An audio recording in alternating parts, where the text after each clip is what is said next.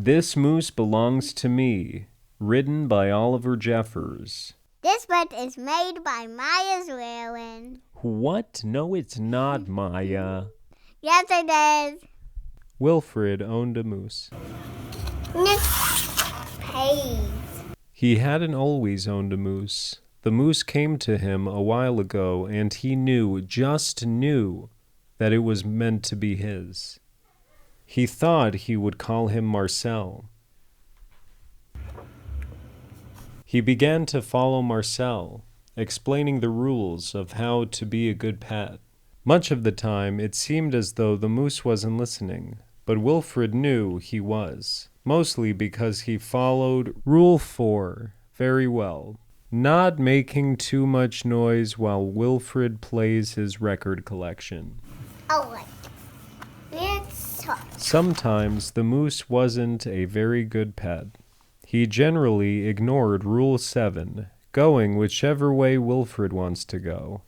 The moose had a very good sense of direction, and Wilfred did not. And because the moose was particularly poor on Rule 7, subsection B, maintaining a certain proximity to home, Wilfred quickly learned to bring some string along on their outings so he could find his way back again. Sometimes the moose was an excellent pet. He had no trouble with Rule 11, providing shelter from the rain, or Rule 16, knocking down things that are out of Wilfred's reach. Good work. Don't step on the boy. One day, as Wilfred discussed their plans for the coming year on a particularly long walk, he made a terrible discovery. Someone else thought she owned the moose. Rodrigo, you're back! Wilfred was dumbstruck. This moose was Marcel, not Rodrigo. The old lady was mistaken, and Wilfred thought it only proper that he correct her. This moose belongs to me, he explained. And to prove it, he called Marcel. Heel! But the moose did not respond. He seemed more interested in the old lady. Because she has an apple. Good, Rodrigo. Fine. Embarrassed and enraged, Wilfred rushed off for home. But in his haste, and miles from anywhere, he tripped over his string and got tangled up. And there he lay. Wilfred was beginning to get a little bit worried. It was getting late, and the monsters would be out soon. He had just ruled out the last of his options. No problem, thanks.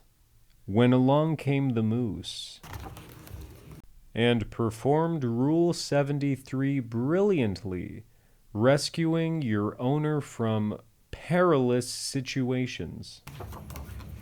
All was forgiven, and perhaps Wilfred admitted he'd never really owned the moose anyway. I own the cat. With that in mind, he and the moose reached a compromise. The moose would agree to all of Wilfred's rules. Hey, why is your hair in the picture? Whenever it suited him.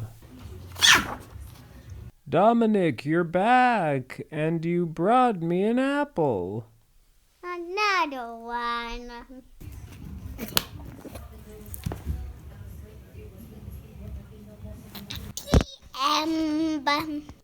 Fine. Fine. On.